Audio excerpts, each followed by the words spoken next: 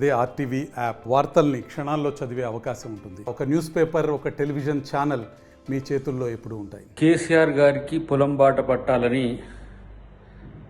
విపక్షంలోకి వచ్చినాక కానీ అర్థం కాలేదు. ఇది రాజకీయాల కోసమే పొలం బాట తప్పితే జనం బాట మరిచిన కేసీఆర్ గారికి ఇంకా ప్రజల ఎజెండా ఏందో తెలియని పరిస్థితిలో ఉన్నాడు. 3 నెలలకే రాజకీయాల్లో పతనమవుతున్నామని తెలిసిన తర్వాత ఈరోజు తన జనంలో కనపడడం అనేది చాలా విచిత్రంగా ఉంది.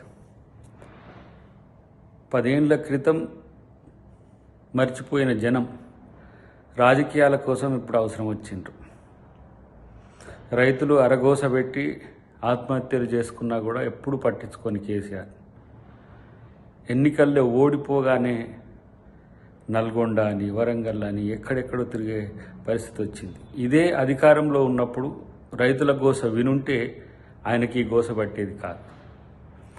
ఇవాళ ఎన్నికల్లో నెగ్గడం కోసం జనంలోకి వస్తున్నాడు తప్పితే, ఎన్నికల్లో అవకాశం కొరకు జనంలోకి వస్తున్నాడు తప్పితే అసెంబ్లీకి కూడా రాని కేసీఆర్ ఇవాళ ఎన్నికల్లో తను నష్టపోతున్నా అని తెలిసిన తర్వాత ఇవాళ జనం గుర్తొచ్చిండ్రా మీకు?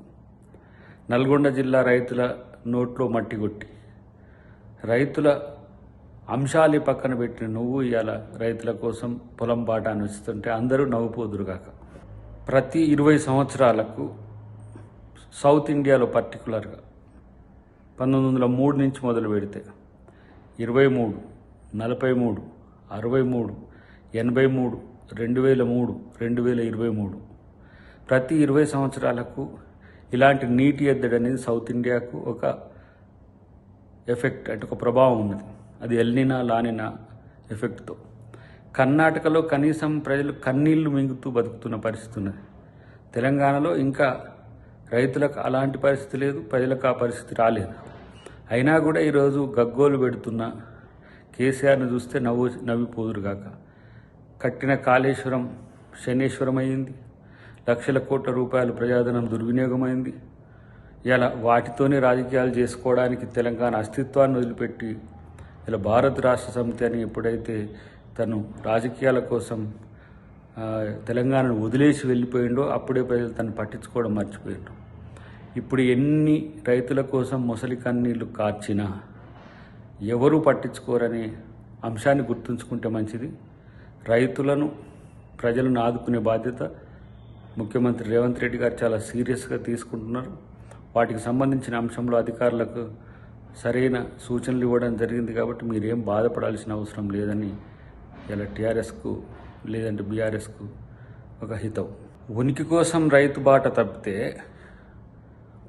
పొలాల్లో పంటలు నష్టపోతుంటే పండిన పంటలు రోడ్ల మీద ఆరబోసుకొని ఎండబెట్టుకొని మొలకలెత్తినా పట్టించుకొని కేసీఆర్ ఇలా రైతుల కోసం మొసలి కన్నీరు కారవడం చూస్తుంటే మాత్రం చాలా విచిత్రంగా ఉంది. ఇలా రైతు పంట కొనకపోతే ఏ విధంగా రైతు నష్టపోయిండో కనీసం తెలియదు. కాబట్టి ఇలా రైతులు నన్ను నష్టం చేసిందనే ఉద్దేశంతో మళ్ళా ప్రాధేయపడడానికి ఇలా పొలం బాట అని పట్టిన జనం బాట విడిచిన కేసీఆర్ గారిని రైతులు కాదు కదా ఇంకెవరు నమ్మే స్థితిలో లేరు. ఎన్నికలు రాజకీయాలు తప్ప రైతుల సమస్యలు, ప్రజల సమస్యలు పట్టించుకొని కేసీఆర్ గారిని ప్రజలు నమ్ముతారని అనుకోవడం అనేది డొల్ల. ఇప్పటికైనా ఒక నిర్మాణాత్మకమైన ప్రతిపక్షంగా అధికార పక్షంతో సహకరించే విధంగా ఉండండి. మీరు నీళ్ళు ఇవ్వకపోతేనే మీ ప్రాజెక్టులో డొల్లతనమే ఇలా రైతులకి కష్టాలు తీసుకొస్తున్నది. ఇలా అప్పులు తీసుకొచ్చి 1000 కోట్ల అప్పులు తీసుకొచ్చి రైతుల నోట్లో మట్టి కొట్టిన పరిస్థితి. పవర్ పేరు మీద, ఉచిత కరెంట్ పేరు మీద ఇలా ఆ పవర్ను అమ్ముకొని ఇలా ఏ విధంగా రైతులకు నష్టం చేసిందో కూడా రేపు భవిష్యత్తులో తెలుస్తుంది. మరిన్ని వీడియోస్ కోసం ఛానల్ ని సబ్స్క్రైబ్ చేయండి. లేటెస్ట్ అప్డేట్స్ కోసం వాట్సాప్ ఛానల్ ని ఫాలో చేయండి. అండ్ లింక్ డిస్క్రిప్షన్ లో ఉంది.